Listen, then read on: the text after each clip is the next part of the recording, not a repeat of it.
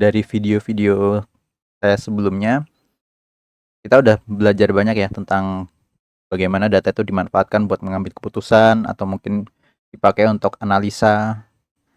Jadi kita udah sempat jelaskan beberapa kasus-kasus data dan juga skandal data yang bisa dipelajari supaya teman-teman nanti tidak tertipu oleh data.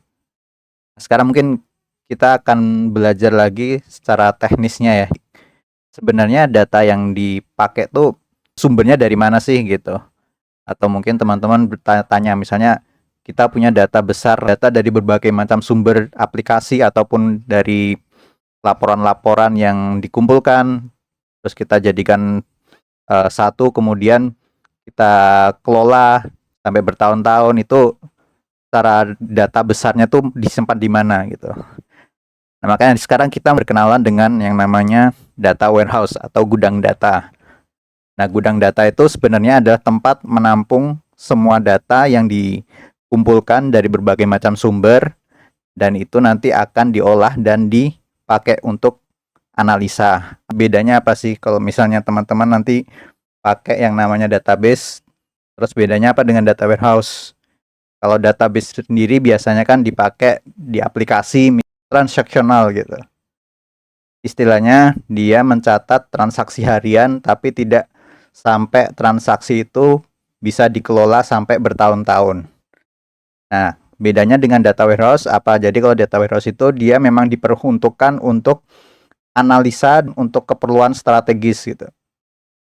Jadi sifatnya untuk data warehouse sendiri berorientasi subjek. Artinya apa? Jadi ketika kita membuat satu data di data warehouse atau membuat satu tabel di data warehouse, itu biasanya kita kelola berdasarkan subjek atau pelaku tertentu. Misalnya kita mau membuat satu data warehouse yang berhubungan dengan pelanggan. Jadi dia udah dikelompokkan berdasarkan subjek-subjeknya. Nah, biasanya timeline-nya apa? Timeline-nya kalau misalnya di database itu dia harian ya. Sedangkan kalau di data warehouse itu dia mungkin retensinya bisa sampai 5 atau 10 tahun atau mungkin lebih ya. Sebenarnya aturannya juga ada ya. Jadi ketika kita melakukan penyimpanan di data warehouse, ada 4 aturan yang mungkin harus dilakukan gitu. Jadi yang pertama tadi kita sebut sudah ada yang saya bilang subject oriented atau fokus pada subjek tertentu. Misalnya kita fokus untuk subjek pelanggan atau mungkin subjek produk gitu misalnya. Kemudian yang kedua adalah terintegrasi. Biasanya kalau data warehouse itu nggak cuman dari satu data sumber aja, tapi dari berbagai macam sumber. Dan itu biasanya bisa kita integrasikan antar data satu dengan data yang lainnya. Misalnya ada relasi data produk dengan data pelanggan misalnya. Dan ibaratnya data produk ada aplikasi sendiri yang menangani atau mungkin data pelanggan ada yang menangani sendiri. Nanti ketika kita masukkan ke data warehouse itu bisa saling berelasi. Nah, kita bisa buat laporan dari sana. Terus kemudian time variant. Jadi kita bisa buat di data warehouse ini berdasarkan waktu-waktu yang kita inginkan. Misalnya tahunan, bulanan, atau bahkan harian juga, mingguan gitu kan. Kemudian ada yang namanya non-volatile atau anti labil. Jadi biasanya data yang sudah masuk itu dibuat permanen, nggak bisa dihapus atau diubah-ubah lagi. Itu bedanya dengan database transaksional tadi ya. Kalau data warehouse itu sifatnya hanya bisa di insert atau bisa ditambahkan, tetapi tidak bisa diupdate ataupun tidak bisa di delete. Nah, di dalam data warehouse itu ketika kita mau membuat satu data warehouse ada proses namanya ETL, namanya extract, transform, dan load. Extract itu ibaratnya kayak menarik semua data mentah dari berbagai macam sumber terus tanpa merusak sistem aslinya. Sedangkan transform maksudnya ketika data-data mentah tadi ditarik, kita perlu merubahnya demi keperluan analisa. Misalnya perlu difilter dulu atau mungkin perlu di validasi dulu, atau mungkin kita ada yang kita pilah-pilah untuk data-data yang diperlukan saja, atau misalnya kolom-kolom yang diperlukan aja gitu. Jadi ada formatting juga, misalnya memformat tanggal itu formatnya harus seragam. Misalnya kayak tanggal biasanya kan ada polanya ya, misalnya tahun dulu atau bulan dulu atau mungkin hari dulu gitu kan. Kalau kita menuliskan format tanggal di dalam misalnya Excel gitu kan. Jadi kalau misalnya tahun dulu ya berarti contohnya kayak 2026 bulan 1 tahun 1 gitu. 2026 bulan 1 tanggal 1. Atau mungkin bisa kayak formatnya dibuat tanggal 1 tulisannya Januari 2026 misalnya. Nah, tapi itu harus seragam ya. Jadi semua data yang masuk ibaratnya kita harus seragamkan nih pola-polanya, format-formatnya gitu. Nah, kemudian baru ada proses namanya load. Load itu kita setelah melakukan transformasi, kita taruh datanya atau kita tampilkan datanya tuh di dalam format apa lagi gitu. Misalnya bisa kita tampilkan dalam bentuk dashboard, laporan, atau misalnya masuk ke tabel lain dengan data-data yang sudah rapi kayak gitu.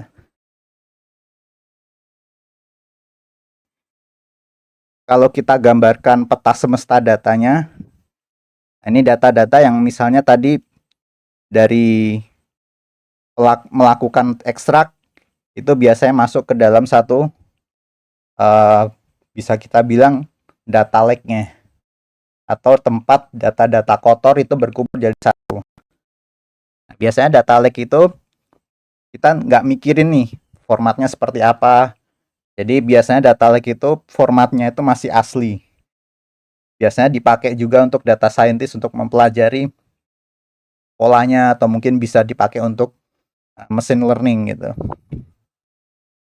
Tapi kelemahannya yaitu, jadi kalau misalnya datanya masih kotor, ibarat kita perlu bersihkan dulu. Kalau misalnya kita datanya masih kotor, kemudian kita pakai, akibatnya apa ya? Datanya yang dipakai untuk analisa ya tidak akurat.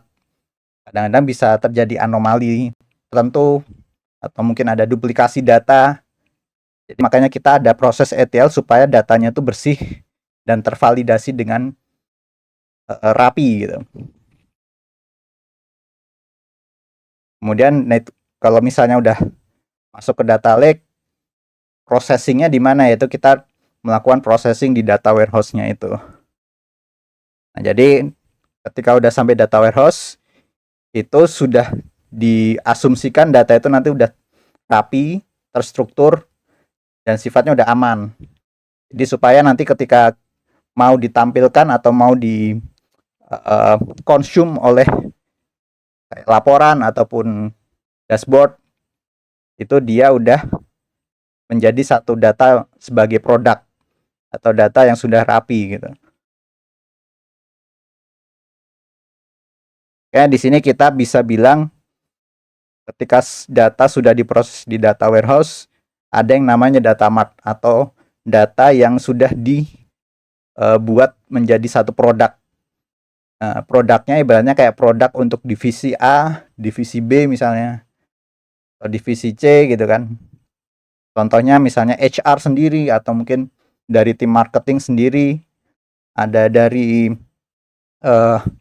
IT misalnya punya data mart sendiri, punya produk data masing-masing, dan bisa dipakai untuk analisa. Ini adalah struktur anatomi gudang data atau data warehouse.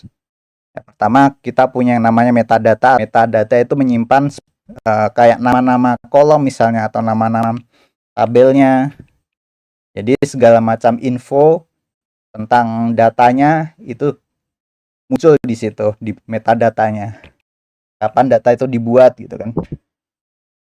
Terus kemudian ada tempat untuk arsipnya gitu. Nah, kalau teman-teman membuat satu data warehouse di cloud, nah kita biasanya ada arsip, ada archiving.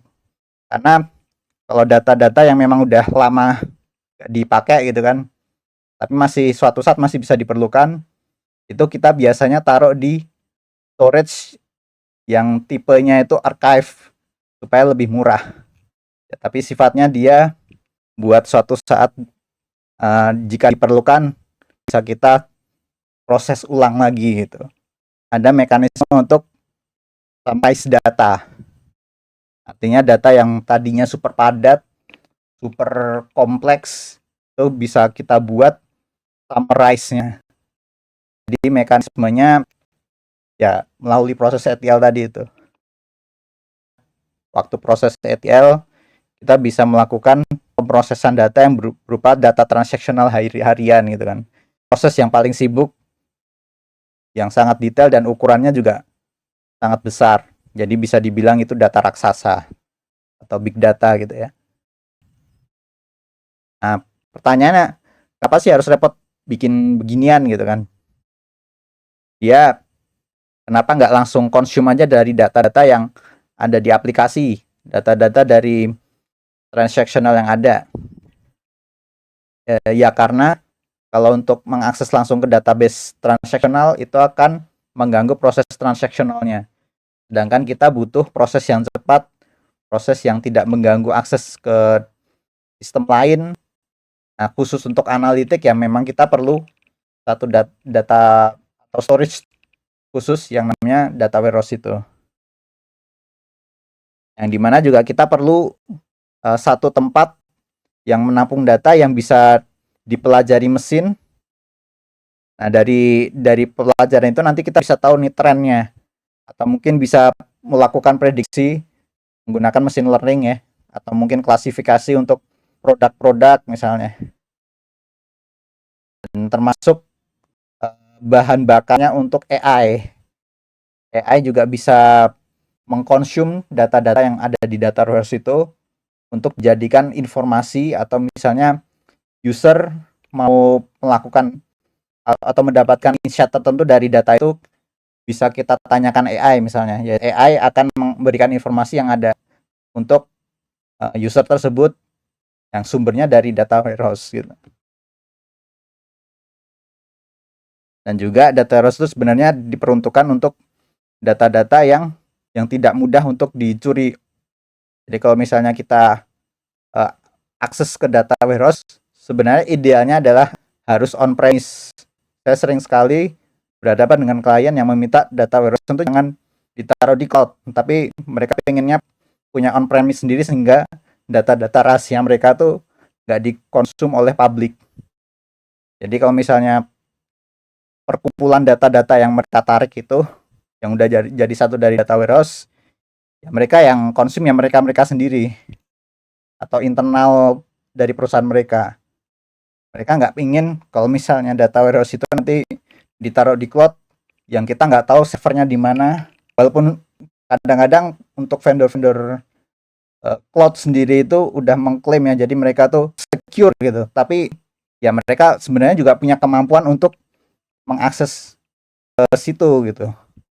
Makanya untuk amannya sebaiknya kalau kantor-kantor kayak kantor-kantor pemerintahan, kantor-kantor kayak perusahaan-perusahaan BUMN gitu kan, yang datanya dari kadang-kadang data dari penduduk Indonesia tuh ada di situ, ya sebaiknya jangan ditaruh di cloud, apalagi cloudnya tuh juga servernya bukan di Indonesia gitu, itu bahaya sekali.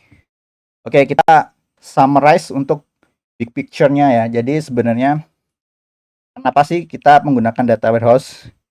Jadi ya memang data warehouse itu kalau misalnya kita pakai data yang mau dianalisa untuk bertahun-tahun supaya data itu rapi, dan jangan biarkan kalau database itu nanti data itu cuma jadi sampah, nggak bisa dipakai untuk keperluan perusahaan untuk mengambil keputusan yang strategik gitu.